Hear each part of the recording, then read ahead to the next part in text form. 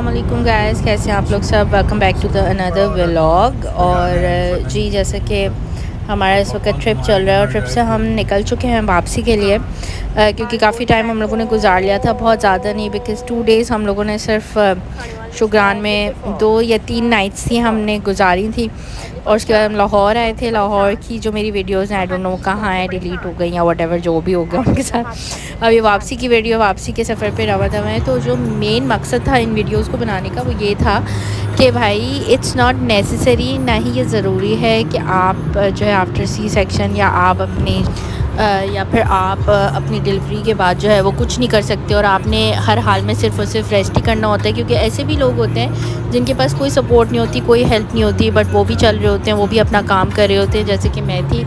मैंने जो है मुझे याद पड़ता है कि मैं जो वो लास्ट डे तक ऑफ़िस गई हूँ और ऑफ़िस से मैंने अगर फ्राइडे जो है वो मेरा ऑफ़ हुआ है और मंडे जो है वो संडे जाके मैं हॉस्पिटल में एडमिट हो गई थी और मंडे मेरी डिलीवरी थी and it was a complicated delivery and I had to be in ICU for like 24 hours.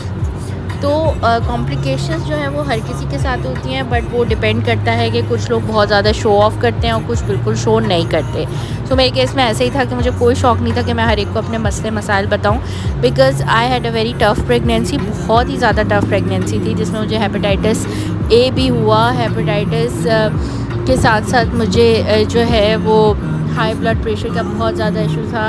I was on tablets, like मैं 5 टैबलेट्स लेती थी ब्लड प्रेशर की। So it was the part of that time during के जब जो है वो आइज़ल की डिलीवरी से पहले। और आई थिंक जो भी होता है वो उसमें अल्लाह ताला की बेहतरी होती है, हर चीज़ मैनेज हो जाती है। और मुझे याद है कि बहुत अच्छे से जब आपके पास घर वालों की, फैमिली की सपोर्ट हो, आपकी हस्बैंड की, बच्चे की, तो फिर आप जो है वो हर चीज़ कर लेते हैं। और मेरे साथ भी ऐसे ही था और उसके बाद भी मैंने वेट नहीं किया, क्योंकि मुझे ये पता था मेरी बच्ची की उस वक्त जून जुलाई की छुट्टियाँ हुई थी अगस्त की।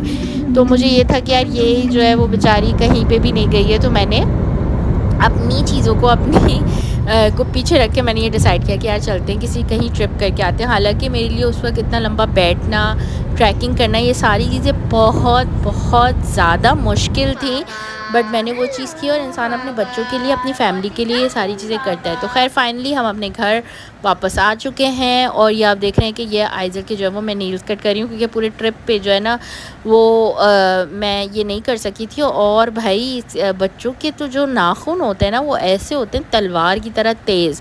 खैर एनीवेज़, तो आप लोग भी बताइएगा, आप लोग का एक्सपीरियंस भी शेयर कीजिएगा कि आपने अपनी प्रेगनेंसी या प्रेगनेंसी के बाद का जो टाइम होता है, स्पेशली आफ्टर 3 मंथ्स, आपने कैसे गुजारे।